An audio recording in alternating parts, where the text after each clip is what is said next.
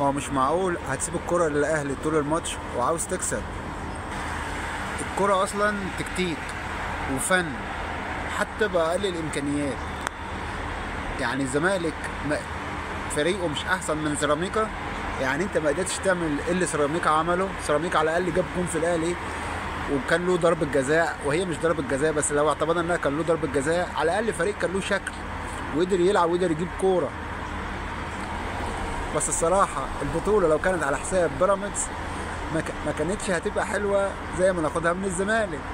يعني لو ما كانش عواد صد ضربة الجزاء في ماتش بيراميدز ما كانش الزمالك اتأهل.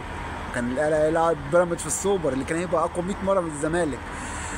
حتى لو هو فريق قوي وبيهاجم واحنا كسبناه، بس ما كانش هيبقى أحلى من فرحة إنك تاخد السوبر من الزمالك. ليه؟ لأن الزملكاوية بتشوفهم بره الملعب فطاحل.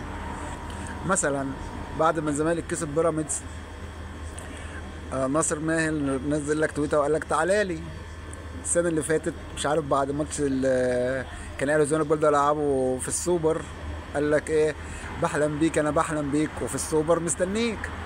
والدرديري يتسأل هل الزمالك ممكن يكسب الاهلي؟ فيقول له طبعا طبعا. فمش يسكت، لا يخش ايمن عبد العزيز على الخط ويقول لك لا وبسكور كمان. ده كان الماتش اللي فات. فانت دايما تلاقي جماهير الزمالك ولاعبتها بره الملعب غير جوه الملعب. جوه الملعب قدام الاهلي بطه بلدي يا راجل. يعني مش عارف تلعب ماتش تكتيكي. الدفاع المنظم اوكي، الكره الايطاليه فيها دفاع منظم وبيلعبوا على هجمه المرتده، بس دفاع عن فهم، مش انه دفاع من اجل الدفاع، مش انه دفاع لاجل انا ضعيف، لا هو دفاع منظم عشان اعرف ابني هجمه واكسب. ده بالنسبه للفرق الايطاليه لو قلنا عليهم بيعرفوا يدافعوا كويس. انما الزمالك بيدافع فاكر ان الخطه اللي هتمشي اللي مشيت مع بيراميدز هتمشي مع الاهلي، فنازل يدافع وخلاص. انا هدافع ولو جات لي كوره ولطشت وجبت جون انا كده ايه، انام عليه وانا كسبت الماتش. لكن الكوره مش كده.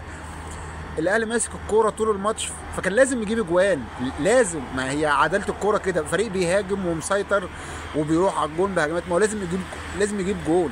ما يعني انت سايب لي الكوره وسايب لي الملعب. الكوره عمرها ما كانت دفاع بس.